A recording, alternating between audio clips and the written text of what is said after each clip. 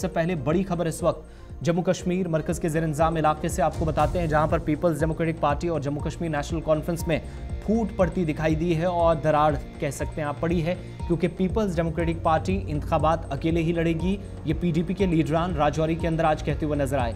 राजौरी में मीटिंग हुई जहां पर 2-3 बड़ी बातें और नेशनल कॉन्फ्रेंस को 1947 में जो कुछ हुआ, जितने लोग जम्मू सूबे के अंदर मारे गए, कत्लेआम हुआ, उसके लिए शेख मोहम्मद अब्दुल्ला और उनके साथी जिनकी क़यादत में हुकूमतें उस वक्त चल रही थी, निज़ाम का हिस्सा थे, सवाल उठाए गए। 1947 में जम्मू सूबे के अंदर कत्लेआम के लिए शेख मोहम्मद अब्दुल्ला को जिम्मेदार ठहराते हुए पीडीपी ने एक बार फिर से खुद के और नेशनल कॉन्फ्रेंस के बीच में उस गैप को और बड़ा कर दिया है। जो आपको याद होगा, नेशनल कॉन्फ्रेंस और पीडीपी पहले से ही दूरियों की बात उस वक्त एक दूसरे के सामने आई थी जब योम तासीस पीडीपी का था और पुलवामा के अंदर नेशनल कॉन्फ्रेंस के खिलाफ इसी तरह का एक बयान आया और पीडीपी के यूथ लीडर वहीदुर रहमान पर्रा के बयान के बाद काफ़ी ज़्यादा संगीन इल्ज़ामात एक दूसरे पर लगाए गए। लेकिन राजौरी की तस्वीरें आप देख रहे हैं, जहां पर आज मीटिंग थी, जोनल बॉडी थी, ज़िला सुदूर थे और पार्टी के सीनियर वाइस प्रेसिडेंट भी यहां पर मौजूद थे।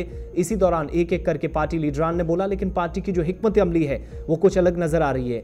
गुपकार अलायंस मोदी से लड़ने के लिए बनाया गया, ये तो कहा गया, लेकिन मरहूम शेख मोहम्मद अब्दुल्ला कत्लेआम के लिए जम्मू सूबे में और उनका सिस्टम उस वक्त का जिम्मेदार था। इस पर सवाल उठाते हुए पीडीपी ने आज फिर से कहा कि वो अपने दम पर, अपने बलबूते पर इंतखाबात लड़ेगी। हालांकि नेशनल कॉन्फ्रेंस की जानिब से इस पर कोई रिएक्शन नहीं आया, लेकिन जो लीडरान की तरफ से कहा गया और उसके बाद गुलिस्तान न्यूज़ नुमाइंदा जमशीद मलिक से भी गुफ्तगू इन लीडरान ने की, उनकी बातों से साफ नजर आ रहा था जो कुछ अंदर कहा गया थोड़े से तेवर बदले हुए नजर आए। बाहर आकर खुद का बचाव करने की भी कोशिश हुई, लेकिन मीटिंग में नाम लेकर शेख मोहम्मद अब्दुल्ला जम्मू सूबे के अंदर मुसलमानों को जो लाखों की तादाद में 1947 में तकसीम हिंद के वक्त मारे गए और जो हालात पैदा हुए, और यहां तक कहा गया कि उस वक्त जो कुछ हुआ उसी का नतीजा ये आज भी है, जिससे पूरी यूनियन टेरिटरी या साबिका रियासत गुजर रही है। पीडीपी के लीडरान राजौरी के अंदर क्या कुछ कह रहे थे, एक एक करके उनकी बात सुनाते हैं।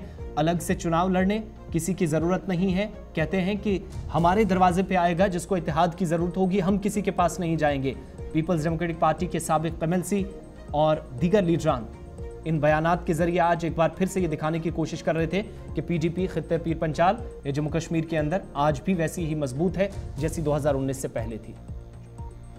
अच्छी लगी, हम आज ये तैयार करके जहां से जाएंगे, आज के बाद हम घर पर जाएंगे, हम अपने बलबूते पे इलेक्शन लड़ेंगे। कोई हमारे साथ कोलिशन करना चाहेगा तो वो हमारे दरवाजे पे आएगा, हम नहीं जाएंगे। 1947 में बहुत कत्ल हुआ, पूरे भारत के अंदर खून की नदियां बह गईं। जम्मू कश्मीर में जो खून की नदियां बहीं, उनके लिए ज़िम्मेदार उस वक्त की क़यादत है जिसने रियासत के 2 टुकड़े किए। रियासत के 2 टुकड़े करने के पीछे उनका ज़ाती मफाद था, वो भी नहीं मिला तो रियासत के 2 टुकड़े हो गए। आम आदमी गाजर मूली की तरह कट गया, हिंदू भी कटा, मुसलमान भी कटा, और आज भी हम उसी बीमारी का शिकार हैं। एक कश्मीर के 2 कश्मीर बन गए, ना वो ताकतवर है ना हम ताकतवर हैं। अगर उस वक्त ये रियासत 2 टुकड़े नहीं होती तो ये हमारा एक मुल्क था। 1.5 करोड़ हमें, 1.5 करोड़ 2 करोड़ वो हैं, 3 करोड़ का मुल्क है। बड़े बड़े मतलब दुनिया में बड़े बड़े मुल्क हैं ऐसे। तो उसके लिए मैं उस वक्त की क़यादत को ज़िम्मेदार ठहराता हूँ कि उनने ज़ाती मफाद की खातिर ये बहुत बड़ा नुकसान किया और बहुत सारे लोग बर्बाद। कार तोड़ने का कोई मकसद ही नहीं था, सिर्फ अपने मकसद के लिए। और जम्मू में 7.5 लाख लोग जो मुस्लिम थे वो कट मरे, या उन लोगों को यरगमाल बना के, नौजवान लड़कियों को यरगमाल बना के ले जाया गया। जहाँ जिसकी ताकत थी उसने इस्तेमाल किया और फिर वो या भाग के उधर पाकिस्तान गए, वहाँ मरे, वहाँ भूखे मरे, यहाँ गोली से मरे, लाठी से मरे, तो बर्बादी हुई। उस वक्त की क़यादत को मैं ज़िम्मेदार ठहराता हूँ। और उस वक्त के जो अफसर बहाली थे कृष्ण देव सेठी जी, आज वो नहीं है, उन्होंने उस क़यादत से कहा कि जम्मू में मुसलमान गाजर मूली की तरह कट रहा है। तो उन्होंने कहा जम्मू के मुसलमानों ने मुझे कब लीडर माना है, ये उनका बोलना है। याद रफ्ता है शाह साहब आपके पास, मैं उसका हवाला दूंगा, याद रफ्ता में लिखा उन्होंने। तो हमारी जो बर्बादी हुई है वो लीडरशिप की वजह से हुई है। आज भी आप देख लीजिए, हमारा और कुछ पॉलिटिकल जमातों का कोई वो नहीं मिल सकता है, हमारा एजेंडा ही नहीं मिलता। नेशनल कॉन्फ्रेंस की हमारी ज़ाती को दुश्मनी नहीं है। नेशनल कॉन्फ्रेंस के काम जो हैं, जिन्होंने रियासत को बर्बाद किया, वो काम हम कहेंगे, उसके लिए वो जिम्मेदार हैं। हम जुड़ें, वो जुड़ें, हम कोई जुड़ेंगे तो ग्रैंड अलायंस की वजह से जुड़ेंगे, अगर जुड़ेंगे। लेकिन वो ग्रैंड अलायंस का मेंबर बोलता है हम 3 सीटों पे हैं, हम इलेक्शन लड़ेंगे, तुमने काम क्या किया है? मैं उसको पूछता हूँ मिस्टर उमर को कि तुम्हारी 3 सीटें हैं। जब दिल्ली में ये चल रही थी पार्लियामेंट, और पार्लियामेंट में इसको 370 का हटाने का बिल पास हुआ, तुम्हारे मेंबरों ने क्या किया?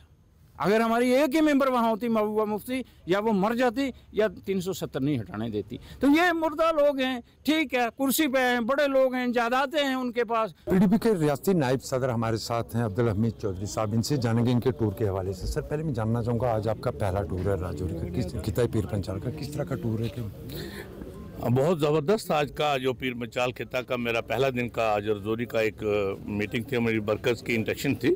और इस हमारी डिस्ट्रिक्ट रजौरी में जो 5 कंस्टिट्यूंसी हमारी हैं, इसके सारे वर्कर्स और जोन प्रेसिडेंट्स, ब्लॉक प्रेसिडेंट्स को हमने दावत दी थी यहाँ पर। उनके साथ एक इंडक्शन मीटिंग थी और फ्यूचर में प्लान करना था, इनकी राय लेनी थी कि हम एक चाहते हैं कि आने वाले वक्त में, कुछ दिनों में पार्टी प्रेसिडेंट का यहाँ एक दौरा